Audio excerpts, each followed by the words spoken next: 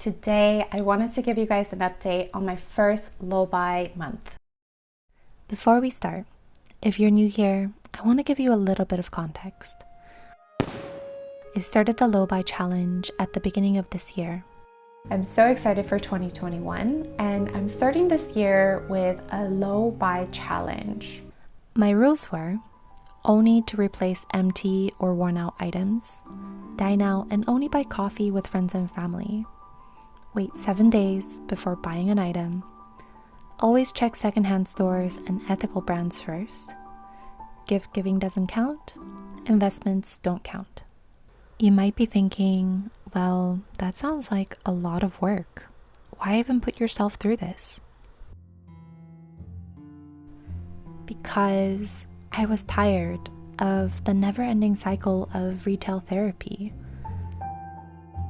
Spending my hard-earned money to buy things that were essentially meaningless to me.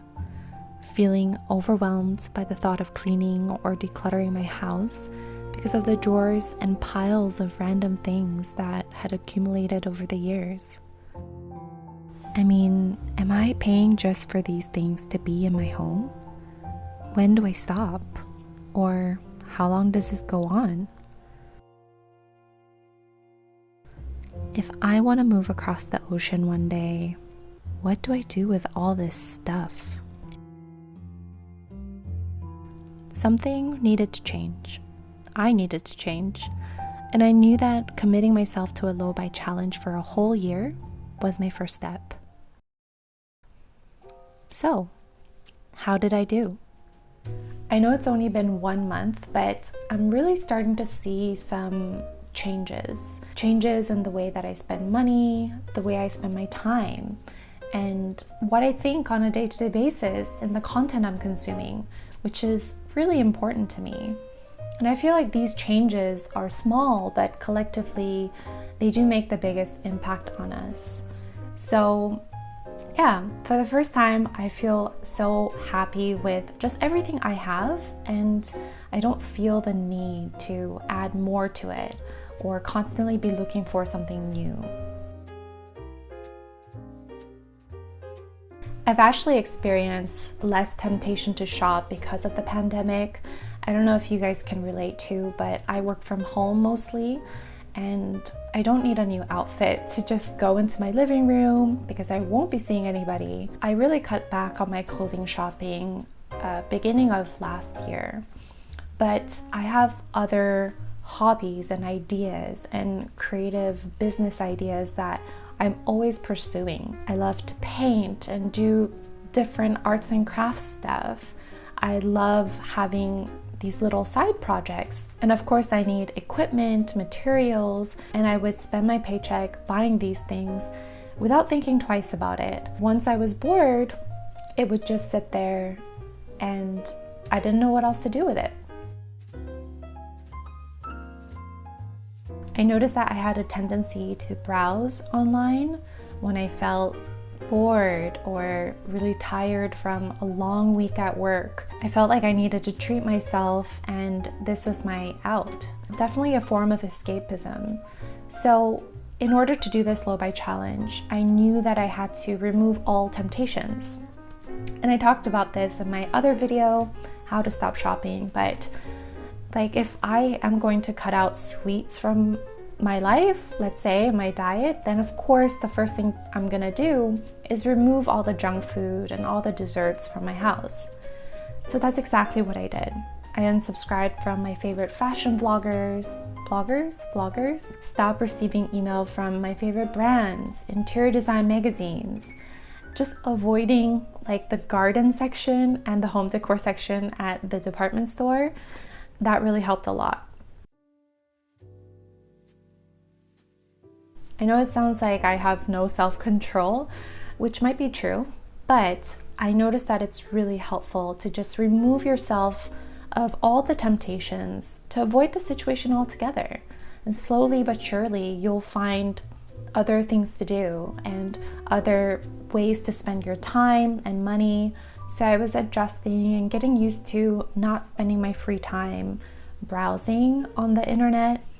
And in return, I found time and the mental space to finally do the things that I've always wanted to do, like work on my YouTube channel. I'm constantly creating new ideas for new videos. Some of you guys might know, but we're actually in the middle of a house renovation right now. So I'm able to dedicate a lot of my time and energy to do that, fixing up our dining room and also our kitchen. And I have other things I really want to do, like have a planter out in my balcony. I want to start growing vegetables and fruits. So I've been researching a lot on that.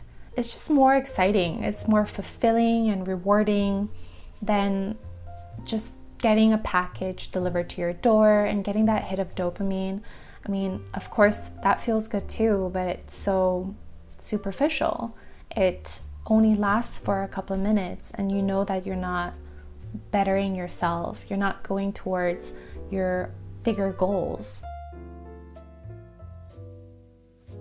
Also, instead of buying stuff, I've been decluttering like crazy, mostly targeting my office and my closet. I still had tons of clothes that I need to sell. Also, my office supplies. Man, I don't know how to keep up with it. It has really been a challenge. It's a new challenge because I'm working from home, so my office definitely needs more work, but I'm happy that I'm starting the decluttering process because we all know that it's gonna just take time. I feel like my whole 20s, I spent time to accumulate all this stuff, and now in my 30s, I'm trying to get rid of it all. I'm realizing how much I need or how little I need. For the most part, I did stick to my rules. I only bought things when I used them up, empty products, and things that I truly need on my day-to-day basis, like facial cleanser. I needed a new facial cleanser. I ran out, so I splurged a little bit on a new one, and I'm loving it so far. So it was a good purchase. I had a frying pan that I needed to replace because it was literally falling apart as I was cooking. So every little thing that I bought, I'm happy with it because I waited 7 days until I needed to buy it, and it just gave me the time and space to think about the purchase before I hit click. One thing I did really struggle with is not eating out. I want to blame it on our kitchen renovation because we're working on our kitchen right now, and there was a 2-week window where I didn't have the stove. There was no way we could have cooked because everything was disconnected and everywhere. So we saw this coming. I batch cooked, I froze my meals, and of course that lasted only a couple of days. So we did end up getting takeout a couple of nights. But yeah, I didn't want to add that unnecessary stress to myself. I was really busy with work that week. That week was a really bad week for me. So the last thing I wanted to think about was food and cooking and cleanup and dishes. That's one thing that I can work on for the upcoming months, especially with a new kitchen. I'm excited to cook again, and I won't have to worry about getting takeout. I will say the best part about this whole month is seeing my expenses go down dramatically. Usually what we do is put all of our expenses on our credit card so we can take advantage of the rewards and the points, but we of course pay it off at the end of the month. When we checked our credit card this month, it was like 1/3 of our normal expense. Seeing the numbers go down is truly a big motivation for me because I have financial goals. I shared with you guys that we're trying to pay off HELOC and also pay for our home renovation, which we're doing really good. We're staying on track, and I know that my low buy is definitely a factor in it. I'm really motivated. I'm taking this way too seriously maybe, but it's not for anybody else. I mean, I know that I'm sharing it with you guys, sharing my journey, but ultimately it's for me and it's to better my own life. And I hope that that's how you guys see it too. So let me know how your first low buy month was for you.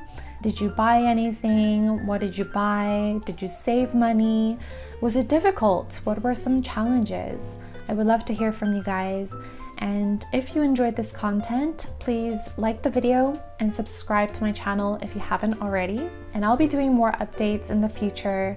I don't know if I'm gonna do it every month because I'm not sure if there'll be anything to update you on, but I'll definitely check in every couple of months. And yeah, I wish you guys the best of luck.